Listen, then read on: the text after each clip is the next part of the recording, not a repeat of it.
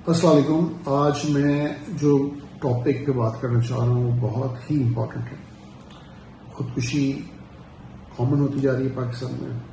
خودکشی کی وجوہات کیا ہیں, اس کا رجحان کیوں بڑھ رہا ہے, اور ایک سائیکیاٹرسٹ کیا کر سکتا ہے اس رجحان کو کم کرنے میں اور پیشنٹ کو ہیلپ کرنے میں جو بہت ایکیوٹلی سوئسائڈل ہو یا جس کا خطرہ سوئسائڈ کرنے کا بہت زیادہ ہو. یہ سمجھنا بہت ضروری ہے کہ خودکشی کے خیالات ایسے ہی نہیں آ جاتے. اس کا ایک یوزلی پروسیس ہے. اس کا پروسیس یہ ہے کہ جب انسان مایوسی کی طرف جاتا ہے اور انسان کو مایوسی کی سوچیں آتی ہیں تو اسٹارٹ نیگیٹو سوچوں سے ہوتی ہیں. انسان کی جو کاگنیشن ہے, جو اس کی سوچیں ہیں, وہ جب نیگیٹو ہوتی ہیں تو اس میں پیسمزم آتا ہے, نیگیٹیوٹی آتی ہے, گلٹ آتا ہے, بلیم آتا ہے. وہ اپنے آپ کو بلیم کرتا ہے, سوچتا ہے کہ میں نے زندگی اچھی نہیں گزاری, میں اچھا انسان نہیں تھا, میں نے یہ غلطیاں کی ہیں. ہوپ لیسنس آتی ہے کہ فیوچر کے حوالے سے نا امیدی بڑھ جاتی ہے. اور آہستہ آہستہ وہ اس طرح حاوی ہو جاتی ہیں سوچیں کہ انسان بہت زیادہ ڈیپ ڈپریشن میں چلے جاتا ہے. وہ ڈیپ سوچیں جو ہیں ڈپریشن کی, وہ انسان کو اس ڈائریکشن میں لے آتی ہے کہ وہ سوچتا ہے کہ میرا زندہ رہنے کا فائدہ نہیں ہے, میں کسی کے لیے امپورٹنٹ نہیں ہوں, میں اس قابل نہیں ہوں کہ میں زندہ رہوں. اور پھر وہ سوچنے لگتا ہے کہ میں کس طرح سے خودکشی کروں. وہ سوچتا ہے کہ شاید میں دوائیاں لے لوں, یا میں پوائزن لے لوں, کوئی زہر لے لوں, کسی گاڑی کے آگے چھلانگ لگا دوں, پانی میں چھلانگ لگا دوں, اپنے آپ کو جلا دوں پھانسی, یا اگر اس کے پاس ایکسس ہے کوئی گن تو وہ شوٹ بھی کر سکتا ہے اپنے آپ کو. بہت سی طریقے ہوتے ہیں خودکشی کے. Suffocation is also one of the وے.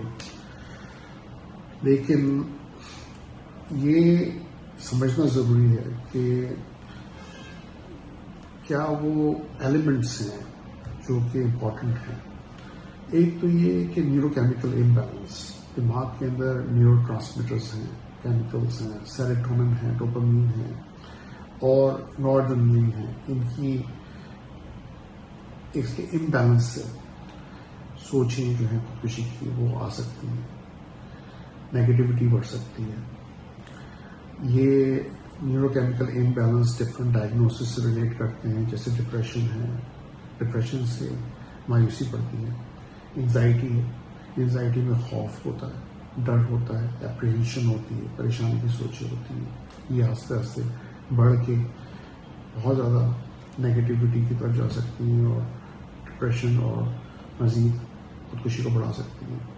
ایسے ڈیلیوژنز ہیں, ایسے سائیکوٹک فیچرز ہیں یا ہیلوسینیشنز ہیں جس کا مطلب ہے کہ ایسی سوچیں جو ریئلٹی بیسڈ نہ ہوں, ایسی کانوں میں آوازیں آنا جو ریئلٹی بیسڈ نہ ہوں, جو کہ جسے ہم آسان لفظوں میں پاگل پن کہتے ہیں, اسکیزوفرینیا کا ڈائگنوسس. اس میں کمانڈ ہیلوسینیشنز ہوتی ہیں, لوگوں کے کان میں آوازیں آتی ہیں کہ زندہ رہنے سے بہتر ہے کہ تم مر جاؤ, اپنے آپ کو مار ڈالو. یہ کمانڈ ہیلوسینیشنز ہیں. اسی طرح ایک پیشنٹ میرا تھا جو سبسٹنس ابیوز یا نشے کی وجہ سے, آئس کے ایڈکشن کی وجہ سے اس کو یہ خیالات آنے لگے کہ لوگ میرے دشمن ہیں. اور یہ اصل واقعہ ہے. میرا ایکچوئل پیشنٹ تھا میلبرن میں, آسٹریلیا میں, جو اس کو لگ رہا تھا کہ لوگ اس کا پیچھا کر رہے ہیں, تعاقب کر رہے ہیں, اسے گولیوں سے مار دیں گے. اس نے 4تھے فلور سے ایک بلڈنگ کی چھلانگ لگا دی, یہ سوچ کے اگر میں یہاں سے چھلانگ نہیں لگاؤں گا تو مجھے گولی مار دی جائے گی. اس خوف سے, ڈر سے جب اس نے چھلانگ لگائی تو ڈیفینیٹلی وہ اتنی اونچائی سے گرا کہ وہ مر گیا. تو نفسیات کی بیماریاں, ڈفرینٹ بیماریاں خودکشی کی وجوہات بن سکتی ہیں. اسٹریس اس کو 7 گنا زیادہ بڑھا سکتا ہے خودکشی کے رسک کو. تو جس طرح کا بھی اسٹریس ہو زندگی میں, چاہے ریلیشن شپ ریلیٹڈ ہو کہ ہسبینڈ وائف جھگڑے چل رہے ہیں, ڈیورس پہ بات آ گئی ہے, ماں بیٹے کا جھگڑا, یا کسی بھی ریلیشن شپ میں پرابلم, کیریئر میں پرابلم, جاب کا چلے آنا, بڑا major financial loss. Even students جب ایگزام میں فیل ہوتے ہیں اور سوچتے ہیں کہ میں اکیڈمکلی صحیح پرفارم نہیں کر رہا, اس پہ ان کے اوپر اتنا پریشر آتا ہے تو سوسائڈ کا رسک بڑھ جاتا ہے. تو کسی طرح کا بھی رسک جو ہے وہ سوسائڈ کو 7 گنا زیادہ بڑھا سکتا ہے. یہ سمجھنا ضروری کہ ڈفرینٹ ایج میں رسک آف سوسائڈ ویری کرتا ہے. سب سے زیادہ جو سوسائڈ کا رسک ہوتا ہے وہ ینگ ایج میں ہوتا ہے, ٹین ایجرز میں ہوتا ہے, ینگ ایڈلٹس میں ہوتا ہے, اور اس کے بعد اولڈ ایج میں جو کہ 60-65 سال سے اوپر کی ایج ہے, اس میں رسک سوسائڈ کا دنیا بھر میں بڑھ جاتا ہے. خیر پاکستان میں ہم شکر ادا کرتے ہیں بڑھاپے میں اتنا رسک زیادہ نہیں ہے سوسائڈ کا. یہ میں زیادہ بات کر رہا ہوں انٹرنیشنل لیول پہ دوسرے ملکوں میں. ہاں پاکستان میں اب ٹین ایج میں اور ینگ ایڈلٹس میں جو ہے بہت زیادہ دیکھا جا رہا ہے, سوسائڈ کا رجحان بڑھتا جا رہا ہے. پھر ہم دیکھتے ہیں عام خبریں پڑھتے ہیں کہ رکشا ڈرائیور ہے, عام آدمی ہے, اس نے بچوں کو مار دیا, اپنے آپ کو مار دیا, بیوی کو مار دیا, پوری فیملیز جو ہیں سوسائڈ سے وہ مر جاتی ہیں. اور یہ خبریں ہم بار بار پڑھتے رہتے ہیں. یہ فائنینشیل پریشرز ہیں جو عام آدمی جو کھانا پینا افورڈ نہیں کر پا رہا, جو اتنا کما نہیں پا رہا ہے, اس کو جو کرونک پریشر آتے ہیں اسٹریس کے, وہ پھر اس کو بالکل مایوسی کی طرف لے جاتے ہیں اور پھر سوسائڈ الٹیمیٹ اس کا آنسر ہوتا ہے.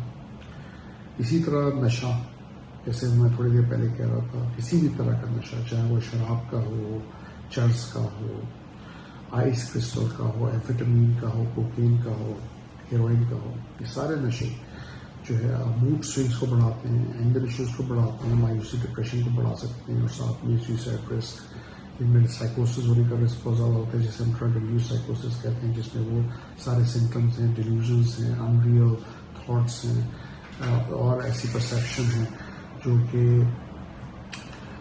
آڈیٹری ہیلوسینیشن جیسے ہیں, جیسے میں نے کمانڈ ہیلوسینیشن کو بولا. یہ سب جو ہے وہ رسک آف سوسائڈ کو بڑھاتے ہیں. اچانک سے بہت ایسی ایونٹ کا ہو جانا جو اسٹریس بڑھا رہا ہے.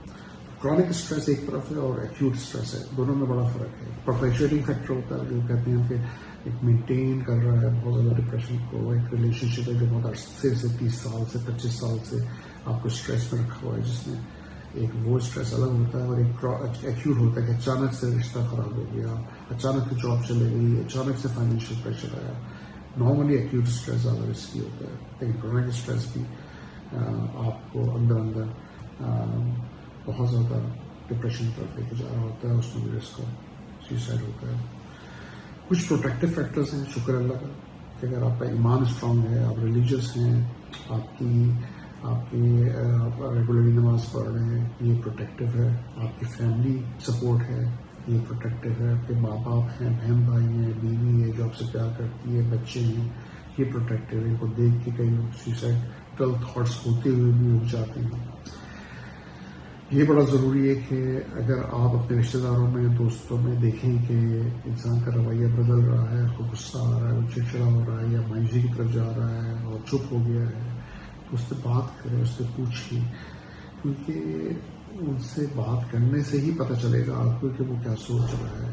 اور کئی لوگ نہ ہی یہ سپورٹ ہونے کی وجہ سے یا اس طرح بات نہیں اپنی کنوے کرنے کی وجہ سے, اور یہ سمجھنا بھی ضروری ہے کہ جب ڈپریشن میں ہوتا ہے انسان چپ ہو جاتا ہے, وڈ ڈرون ہو جاتا ہے, پھر سوچتا ہے کہ مجھے میں نہیں بتانا چاہتا, اپنی پریشانیاں دوسروں کو نہیں بتانا چاہتا.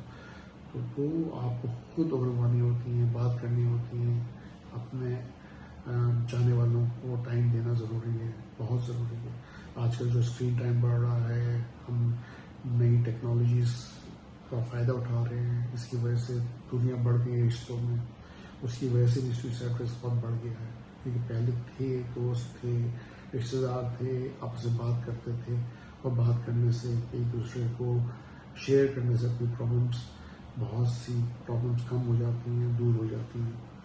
تو میرا مشورہ یہ ہے کہ آپ لوگ اگر پریشانی میں ہیں, اسٹریس میں ہیں, تو اس لیول تک پہنچے ہی نہیں کہ سوسائڈ رسک ہو, پہلی بات ہے. دوسرا, اگر سوسائڈل تھاٹس آئیں تو اس کو شیئر کریں.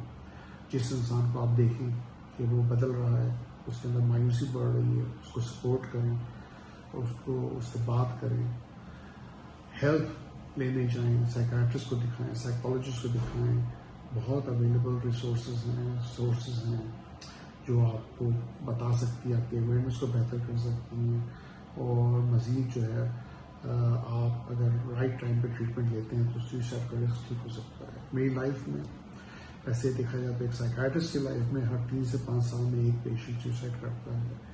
میرا 30 سال کا تجربہ سائیکائٹری کرتے ہوئے، تو ایز این ایوریج 6 سے 10 پیشنٹ جو ہے اس عرصے کے تجربے کے ساتھ ایک سائیکائٹری کی زندگی میں سوئسائڈ کر لیتے ہیں.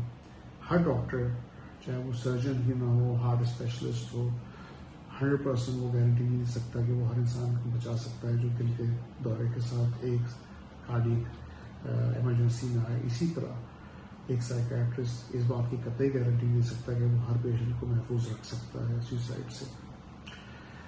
ایک فیکٹر یہ بھی ہے کہ جب سوئسائڈل پیشنٹس کو آپ ٹریٹ کرتے ہیں تو وہ گھر چلے آتا ہے، دوائیاں لیتا ہے، پھر کئی دفعہ دوائیاں بند کر دیتا ہے، وہ ایڈوائس پہ عمل ہی نہیں کرتا، آ کے بتاتا نہیں ہے، اور پھر اچانک سے جب بہت ڈیپ ڈپریشن میں جاتا ہے تو نہیں پتہ ہوتا لیکن سوئسائڈ کر دیتا ہے پیشنٹ، اور سائیکیٹرسٹ کو بعد میں پتہ چلتا ہے، فیملی کو بعد میں پتہ چلتا ہے. تو یہ سمجھنا ضروری ہے کہ ہیلتھ اگر خود انسان اپنی نہیں کرنا چاہتا تو کوئی اچھا سے اچھا سائیکیٹرسٹ بھی اس کی مدد نہیں کر سکتا. میری زندگی میں ایسے کیسز آئے ہیں جن کو میں نے کوشش کی کہ وہ سوئسائڈ سے بچ سکیں، اور شکر اللہ کا بہت سے پیشنٹس کو سوئسائڈ رسک سے بچایا ہے. کیا طریقہ تھا؟ پیشنٹس کو انکریج کرنا کہ اس کی باتوں کو سنا جائے، اس کو صحیح سے میڈیکیشن دی جائے، وہ میڈیکیشن جو اس کو مایوسی سے، ڈپریشن سے نکالیں، اس کی سائیکو تھراپی کی جائے، اس کو سائیکو تھراپی سے اس کی منفی سوچوں کو، نیگیٹو سوچوں کو پازیٹیو سوچوں میں تبدیل کیا جائے.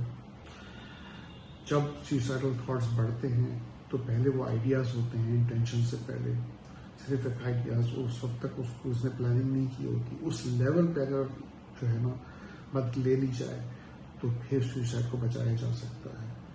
تو میں ہمیشہ اپنے پیشنٹس کو یہ سمجھاتا رہا ہوں، سمجھاتا تھا کہ رائٹ ٹائم پہ اگر آپ نے مدد لے لی تو آپ بچ سکیں گے. اس لیے میں انکریج کرتا ہوں کہ میں اپنا ایکسیس ایزی رکھوں، میں اویلیبل ہوں اپنے پیشنٹس کے لیے، ان کی باتوں کو سنوں، ان کو سمجھوں، ان کو وہ کانفیڈنس دوں کہ وہ اکیلے نہیں ہیں، ان کے لیے مدد موجود ہے. ان کی فیملی کو سپورٹیو بناؤں، ان کو سمجھاؤں کہ کس طرح سے وہ پیشنٹ کو اس کا خیال رکھ سکتے ہیں، اس کو سپورٹ کر سکتے ہیں. اور اگر ضرورت پڑے تو داخلے کی ضرورت ہے، ایڈمیشن کی ضرورت، کیونکہ اگر لگتا ہے کہ رسک اتنا بڑھ گیا سوئسائڈ کا تو پھر ایڈمیشن میں، آبزرویشن میں، کنٹینمنٹ میں، 24 آور آبزرویشن میں جب نرسز دیکھتے ہیں پیشنٹ کو تو سوئسائڈ کو پریونٹ کیا جا سکتا ہے. ان طریقوں سے میں نے بہت سے پیشنٹس کو ہیلپ کی ہے اور ان کی سوئسائڈ رسک کو کم کیا ہے. باقی اور بھی بہت سی معلومات ہیں سوئسائڈ کے بارے میں، لیکن میرے خیال میں اتنا کافی ہے اس ویڈیو کے لیے. تو اگر یہ آپ کو لگتا ہے کہ مفید ہے تو پلیز مجھے بتائیں، اور میں اس طرح کے اور ویڈیوز بھی آپ کو شیئر کروں.